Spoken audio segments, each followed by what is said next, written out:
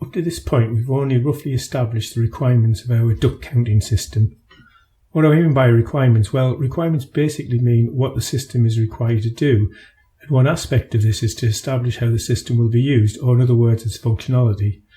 We'll start simple with the essential requirements, describe what we know, and note down those things that we're not sure about. At this stage, we're still looking at our manual system, but those requirements will be just as applicable when it comes to computerising the survey. The basic steps of the survey are: create a blank survey form, enter survey information for a day, store the form somewhere until the next day, and at the end of the month calculate the average. Let's fill in a little more of the detail for the parts that we do understand at the moment. The survey information we need is the date, a count for each of the species, and our calculation for the total for the day. Now the monthly average. We decide what month we're interested in, find the number of days in that month, calculate the average, and write it down.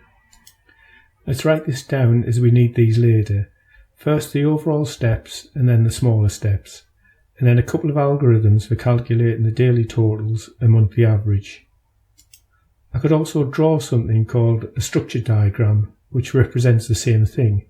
Here each box is a step with the boxes underneath representing the steps within that step. Inside each box would be a further description of what happens in it. However, for the description of my duck survey system, the written steps are good enough.